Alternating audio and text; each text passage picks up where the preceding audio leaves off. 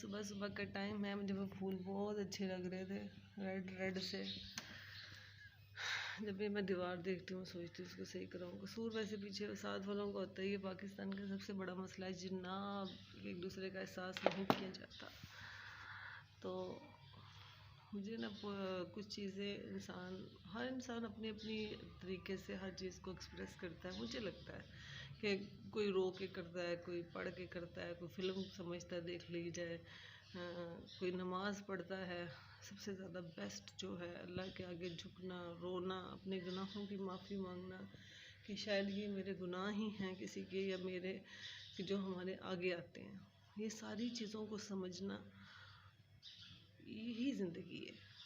मुझे लगता है कि जो लोग आपकी उंगली उठा रहे होते हैं ना, क्या वो किसी आलम फाजिल पे आए होते हैं। बात सिर्फ वक्त की होती है कि अभी आपका वक्त चल नहीं रहा, क्योंकि वक्त उसका चल रहा है। लेकिन जब आपका वक्त चलेगा या मेरा वक्त चलेगा तो हम उन जैसे तो नहीं होंगे, लेकिन हम बताएंगे ज़रूर कि वक्त होता क्या है। जो मुझे लगता है ज़िंदगी में एक चीज़ से एक पोइट्री हमेशा ना, ये मैं तकरीबन फर्स्ट ईयर में थी जहाँ मुझे ये बड़ी पसंद थी, बहुत ज़्यादा, हद से भी ज़्यादा पसंद थी। और मैं अक्सर इसको अपनी डायरीज़ पे उस पर लिखा करती थी।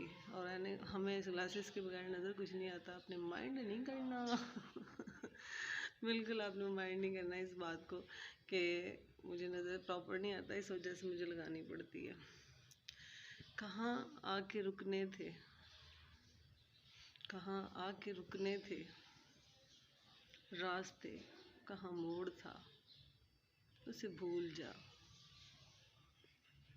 वो जो मिल गया उसे याद रख, वो जो मिल गया उसे याद रख, जो चला गया उसे भूल जा। मैं तो गुम था तेरे ही ध्यान में, मैं तो गुम था तेरे ही ध्यान में, तेरी आस में, तेरे गुमा में। सबा कह गई मेरे कान में, सबा कह गई मेरे कान में, उसे भूल जा।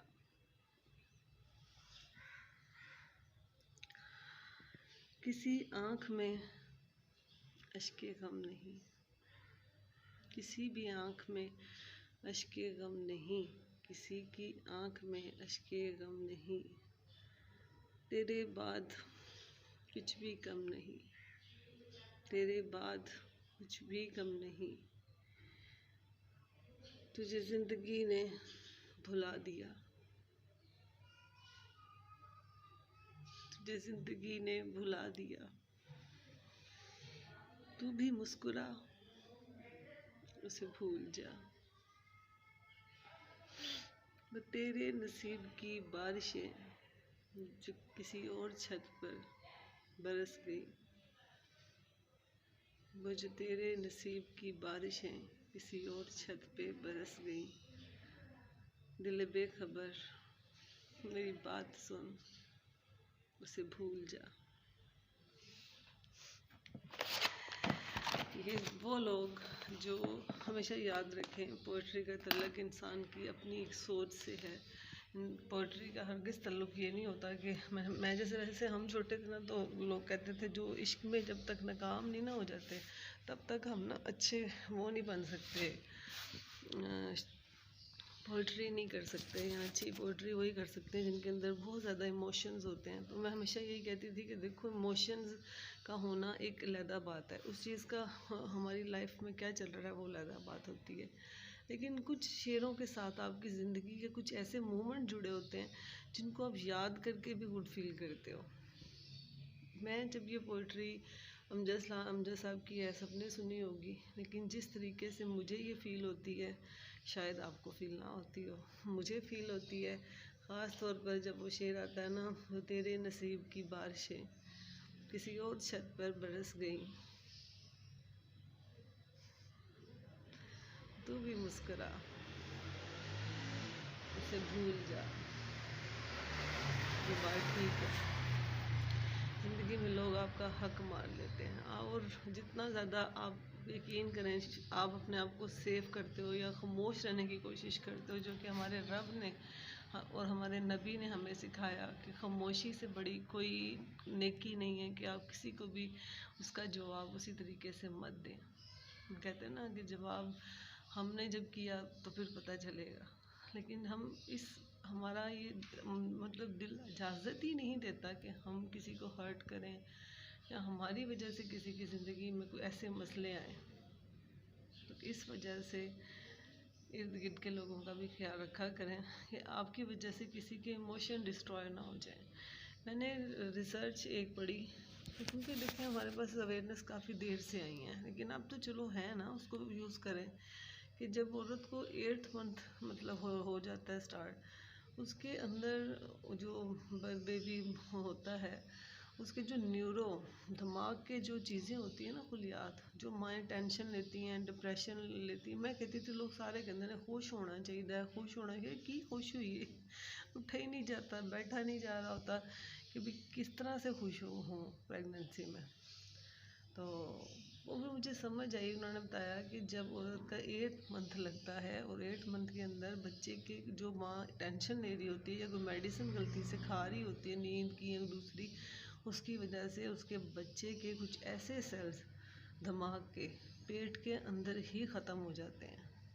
इसीलिए जो बच्चा है वो मूव नहीं कर पाता ज़्यादा, मतलब मूव तो कर जाता है लेकिन उसमें कोई ना कोई, जैसे हम कह देते हैं जी है तो पागल है, नॉर्मल है, मतलब 100 नाम दे देते हैं। लेकिन जो माएँ बहुत ज़्यादा टेंशन लेती हैं, बहुत ज़्यादा दबाव में होती हैं प्रेगनेंसी में बहुत ज़्यादा रोती हैं या फिर रोने में कोई गोली भी खा लेती होंगी, तो फिर ऐसे बच्चों के जो न्यूरोस होते हैं वो आप उनकी मतलब बिफोर डिलीवरी ही उनके दिमाग के अंदर ही उनकी टूट फूट होना शुरू हो जाती है। तो अब समझ आती है कि क्यों कहा जाता था औरत को कि तुम खुश रहो, अपने आप को खुश रखो। हकीकत है कि यहाँ पे भी औरत को ये कहा जाता है, मरी पड़ी को भी खुश रहोगे तो बच्चा पे अच्छा असर पड़ेगा। ये बहुत अच्छी, ये बस कमाल ये है कि जो काम हमने करना था ना वो अंग्रेज़ कर रहा है।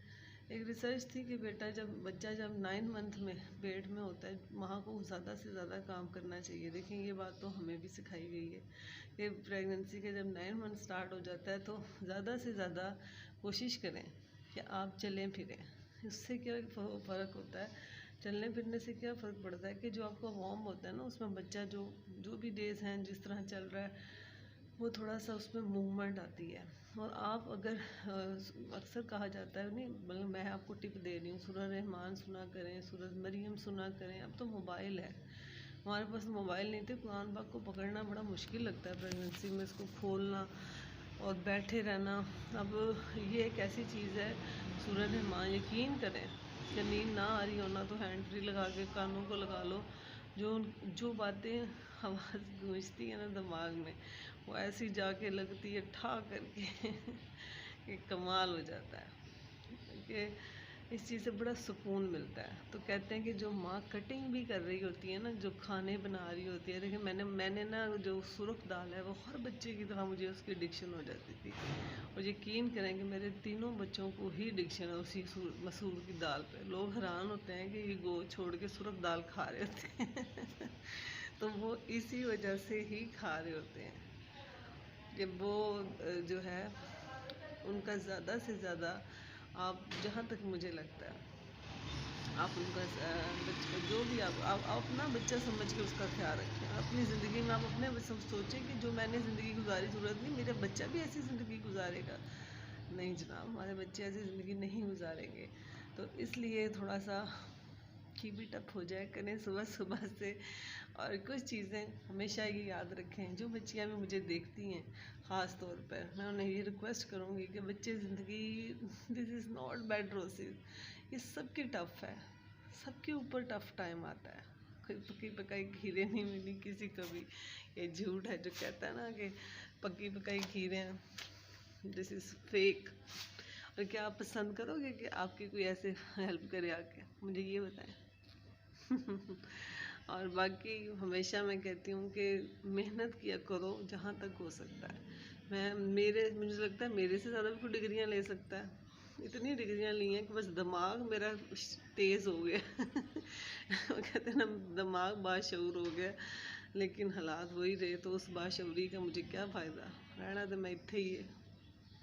तो इसलिए थोड़ी सी कोशिश करके खुद को चेंज करें अपने लिए ज़िंदगी, लेकिन माँ बाप को तकलीफ़ मत दें। ऐसा कोई चेंज ज़िंदगी में ना लाएं जो आपकी माँ को तकलीफ़ दे। ओके, टेक केयर, अल्लाह हाफिज़।